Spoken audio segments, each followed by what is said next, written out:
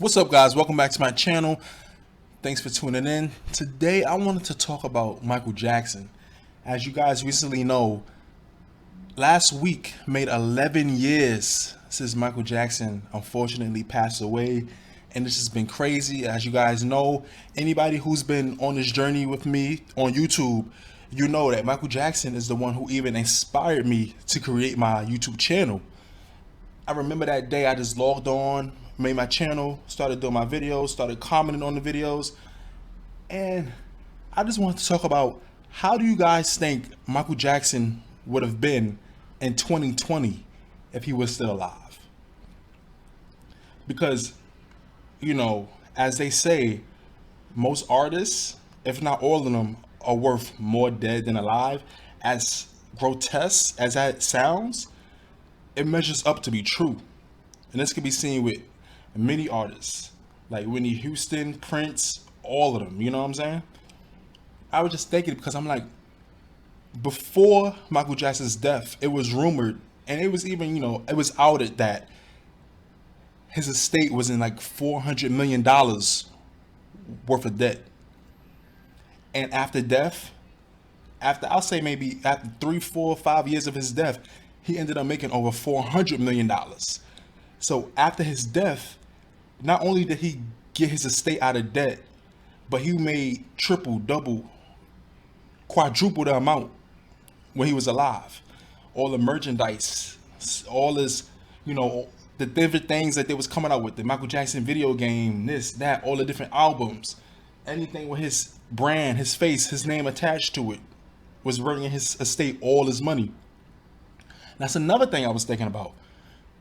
All these different things that came out after Michael Jackson's death. Do you guys think Michael Jackson would have approved of it?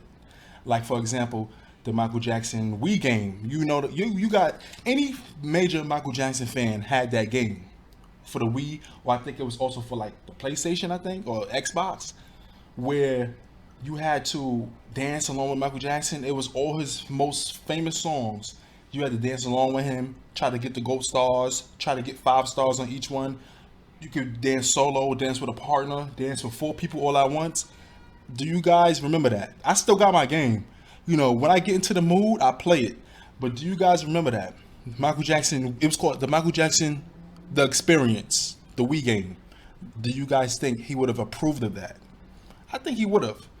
Because I feel like Michael Jackson, no matter how famous you are, how famous you was,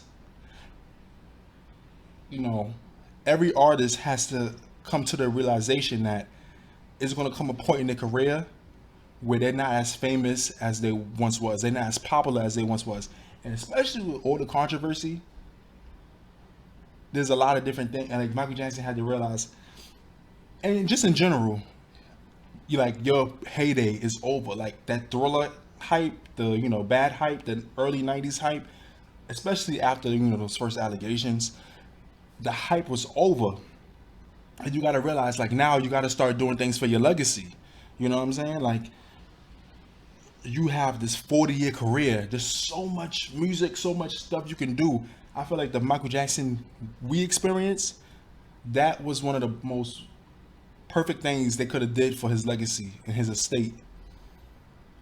Because think about it, all the different kids all around the world playing the game. Not only are you playing the game trying to dance like him, but it was great for fitness. People were losing weight. I know I was sweating up a storm playing that game. And you're getting reintroduced. If you're not getting reintroduced to Michael Jackson, you was getting introduced to him. Like, the little kids playing it, they get interested in Michael Jackson, playing all his different songs, playing all the games, doing his dance moves, dancing like him. It's just like, wow, that was one of the best things that came out of his estate. And his estate, they got some stuff to work on where it's like certain clips and certain music. And if you're a real fan, you know that his last 2 albums, they had people impersonating him. If you guys know, especially the album called Michael, I think it came out in 2010, they had people impersonating him.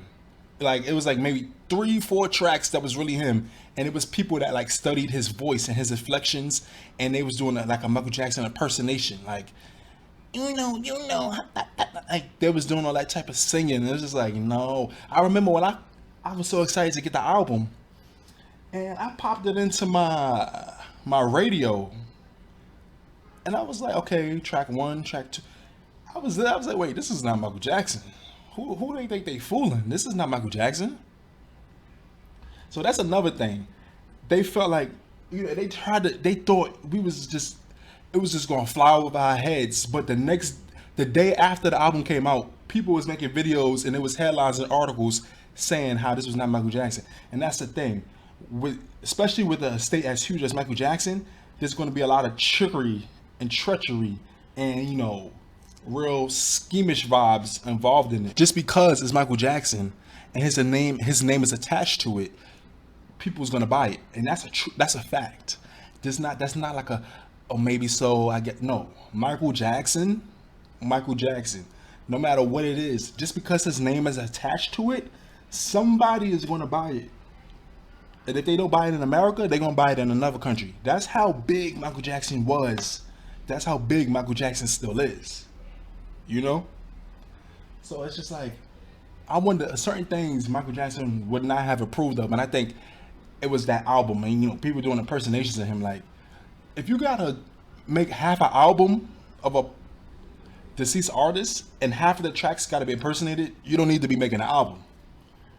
Like, let's be for real. And another thing is, with the whole Leaving Neverland, and they wanted to come out and they tried to they spun that narrative like, oh, when we was young, we was kids, and Michael Jackson took us in, and we was in a competition, and then they tried to make it seem like Michael Jackson did all this different stuff with them, or they tried to spin it.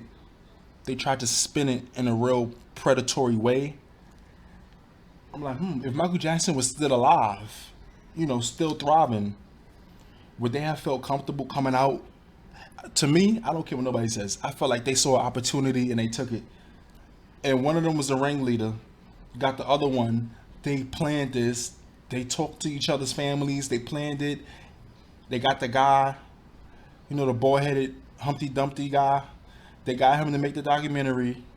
And it was just a plan. They got the snake Oprah to get involved in it, In the 90s, she was so excited to interview him. And now, 20, 30 years later, she couldn't wait to rat him out, or to get the scoop on his alleged victims. But yet she stays quiet on Harvey Weinstein. But that's a whole nother video for a whole nother day. I just don't feel like they would have been comfortable coming out. And the whole thing happened in the 90s and the 2000s with the allegations and things like that. But if Michael Jackson was still alive, I don't think they would have been comfortable coming out with a whole documentary. I just don't think so. No. I feel like they saw opportunity and they took it. To the bare eye, it was so, oh my God, I can't believe it. Like, it was so believable, and people was like, I can't believe it, oh my God. And people who never thought Michael Jackson was guilty before, the way they spun that narrative and they had the videos and pictures, that really made some people turn on him. It was like, even celebrities was like, I don't know, maybe he did do it. Nah, you're not gonna fool me that easily. Nope, sorry. So that's another thing.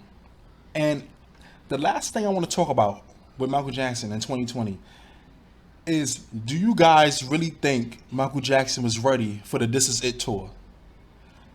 I remember I went watching the footage and everything that came out with the This Is It tour, and seeing how he was preparing and all the hard work that had to go into that. Just watching it, I remember I went to the theaters to see This Is It when it came out. And right now they do reruns on TV, and every time I watch it and I see how he looked, and Michael Jackson was always slim, but he looked extra fragile, and he was on a lot of medication, and we all know what happened with him and the doctor. And it makes me think, I'm like, do you guys really think Michael Jackson was ready to go on that gruesome tour? That was a gruesome tour. He was 50. He wasn't as young as he used to be. You know what I'm saying? Do you guys really think he was ready? Personally, like I said in my unpopular opinions, Michael Jackson edition video, I don't think he was ready for the tour. I feel like the This Is It tour added extra stress and pressure on him. I know he said he wanted to do it to show his kids he still got it, to show the world he still got it. And it's 100% possible he could have smashed it. But just looking at the final, especially the final days, June 24th, 2009, Just looking at it, you could tell he was ready. He was pumped up. And we all know, if you know, Michael Jackson, he didn't give his all in the rehearsals. He would wait until the show to give his 100%. He would just run through the show real easy, real quick. Then when it was showtime, it was showtime. He gave 110%. But just looking at it, I'm like, I just don't think he was ready for the tour. And I felt like that tour put that extra stress on him that made him need the medicine more than he ever needed it.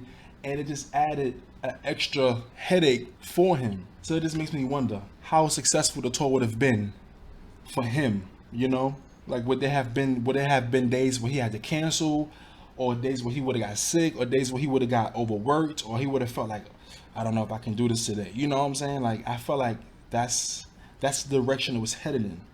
But anyway, I just wanted to say rest in peace to Michael Jackson, the king. You're the best that ever did it. You're the GOAT, the greatest of all time. Michael Jackson is innocent. I just want you guys to tell me, how do you think Michael Jackson would have been in 2020?